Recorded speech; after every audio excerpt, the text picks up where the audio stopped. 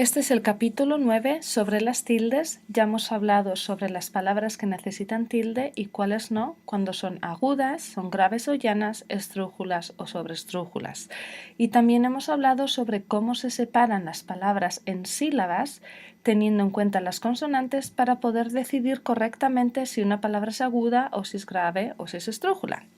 Bueno, lo que vamos a ver ahora es cómo se separan las sílabas teniendo en cuenta las vocales. En español tenemos 5 vocales, mucho más simple que en el sistema inglés. Solo tenemos A, E, O, I, U. Son vocales totalmente abiertas, no tenemos otros tipos de vocales. Se dividen en dos grupos. Las fuertes son A, E, O. Fuertes o abiertas. ¿Por qué? Porque abrimos mucho la boca al pronunciarlas. A, E, O. Fíjate en cómo lo harías con tu boca. La I y la U son las débiles o las cerradas porque abrimos poco la boca. Entonces, abiertas y cerradas o también se llaman fuertes y débiles. Bueno, ¿cuándo unimos estas dos vocales en un golpe de voz o en una sílaba y cuándo las separamos? Bueno, las que tenemos que separar siempre son las fuertes, porque igual que las personas con fuerte personalidad, pelean, ¿no? Tienen problemas. Hay que separar. No podemos tener a dos personas con una personalidad muy fuerte en un mismo grupo. Hay que separarlas. Entonces, A, E, O, siempre hay que separarlas. Por eso separaríamos en sílabas A, E, R, O, poema. A, E, O, siempre separadas. Ahora, cualquier otro tipo de combinación de vocales puede ser una fuerte con una débil con una fuerte o dos débiles se juntan en un golpe de voz. Por ejemplo, aire, tierra, fuego, agua. Por eso lo pronunciamos así. Si no seguimos estas reglas, podemos pronunciar mal las palabras. Por ejemplo, algunas personas dicen toalla.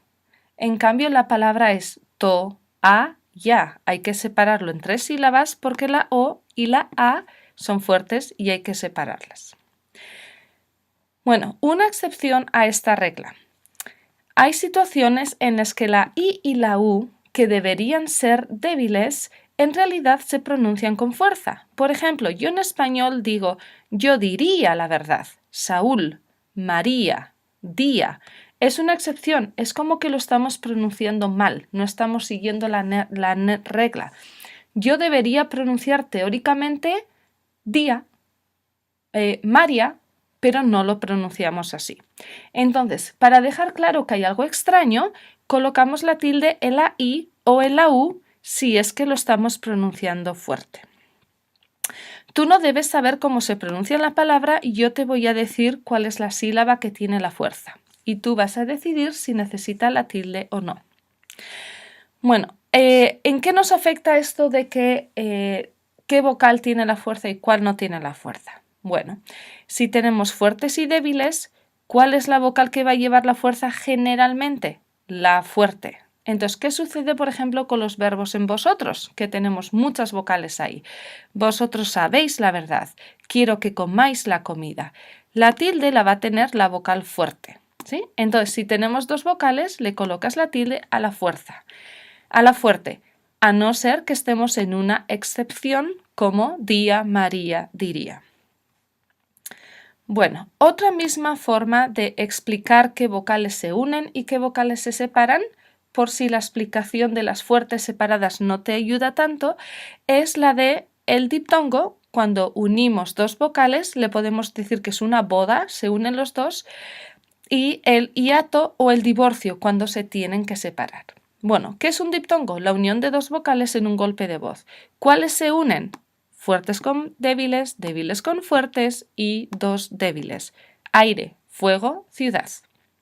¿Cuándo se separan? Como hemos dicho antes, las fuertes. Poeta, leer. Puedes hacer estas actividades si quieres para practicar parando este vídeo. Y como hemos dicho antes, las débiles a veces tienen la fuerza, entonces se le coloca una tilde y en realidad se convierten en vocales fuertes. Por eso las tenemos que separar y decimos Raúl, leí, oí el ruido, comías, decía María. Bueno, entonces, ¿Qué consecuencias tiene lo que hemos aprendido en cuanto a los verbos? Bueno, los verbos en imperfecto que acaban en er o en ir, yo cuando era pequeña leía, comíamos, siempre van a tener una tilde la i porque la i se pronuncia con fuerza.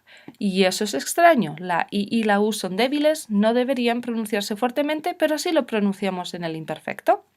Lo mismo con el condicional. Yo te llevaría volando, ellos te darían un regalo. Lo pronunciamos, la i es la que pronunciamos fuerte. Necesita la tilde por ser una excepción. Bueno, otro tema serían los triptongos, que sería en vez de un diptongo, en vez de dos vocales juntas en un golpe de voz, serían tres vocales juntas, como Paraguay, buey, y generalmente verbos con vosotros, averiguéis, enviáis. ¿Dónde le colocamos la tilde? Si es aguda, termina en S y necesita la tilde, en la fuerte, en la A, en la E. Paraguay no va a tener tilde porque la i en realidad se considera semivocal, se considera semiconsonante y en este caso se considera como consonante y entonces no va a necesitar la tilde. Vamos a pasar ahora a la tilde diacrítica. ¿Qué significa esto? Como el ejemplo del vídeo anterior, camino o caminó. Son dos verbos o dos palabras diferentes. Entonces, a veces algunas palabras tienen tilde o no tienen tilde siendo la misma palabra porque en realidad tiene dos significados. La tilde diacrítica cambia el significado de la palabra. Bueno, vamos a aprender las palabras que tienen generalmente una sílaba, monosílabos. Mono en latín significa uno. Las palabras de una sílaba, cuidado, no tienen tilde. No hay que aplicar aguda, grave, esdrújula, no tienen tilde. Excepto este grupito de palabras que vamos a ver ahora. Bueno, un truco que espero que os ayude, si no lo podéis olvidar. Estas son las palabras en las que tenemos que decidir si tienen tilde o no. Si sé de él, más tú te ríes de mí.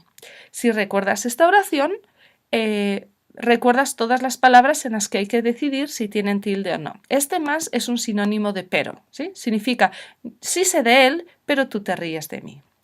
Bueno, ¿qué palabras de estas tienen tilde? ¿Cuáles no tienen tilde? Los verbos tienen tilde. Yo sé español tiene tilde. Quiero que me dé un regalo tiene tilde. Tenemos aquí el verbo dar y el verbo saber. Los verbos tienen tilde. ¿Cuáles más? Las personas o pronombres personales tú y él. Él es mi amigo, tú eres una persona horrible. Tienen tilde. También la bebida, el té, café, y también sí como afirmación tiene tilde. Y el más que vas a utilizar siempre como el signo positivo, ese va a tener tilde. ¿Cuáles no van a tener tilde? Vengo de mi sula, el calor cuando es un artículo, necesita una palabra al lado, más para decir pero. En algunos lugares de Latinoamérica se utiliza más para decir pero. Ese no tiene tilde. Mi cuando hablamos de posesivo, mi bicicleta es nueva. Sé cuando hablamos de pronombre, mi padre se ducha. Sí cuando hablamos de condición, si me ayudas. Y te cuando es un pronombre, ¿cómo te llamas? Y tú en el posesivo, tengo a tu perro secuestrado. Bueno, el último tema de las tildes, en las partículas interrogativas. Bueno, si yo tengo una pregunta, ¿qué me has dicho? ¿Por qué vienes? ¿Cómo te llamas? Las preguntas interrogativas tienen tilde. Pero tenemos a veces la misma palabra sin tilde. En inglés es simple porque la traducción generalmente es diferente. Pero en español es la misma palabra. Con tilde o sin tilde es un poquito diferente. Bueno, entonces, un truco. ¿Cuándo sí necesitan estas palabras tildes? En preguntas, ¿cuándo llegaste? ¿Dónde vives? ¿Cómo llegaste? Siempre tienen tilde los interrogativos. Pero también un truco. ¿Cuándo puedo demostrar enfado? Es decir, si en inglés puedo decir what the heck, what in the world, ese what va a tener tilde. ¿Cómo lo diríamos en español? ¿Qué narices me cuentas? ¿Qué demontres me estás explicando? ¿Cómo demonios quieres que no me enfade? Si puedo poner estas palabras de enfado, sí llevan tilde.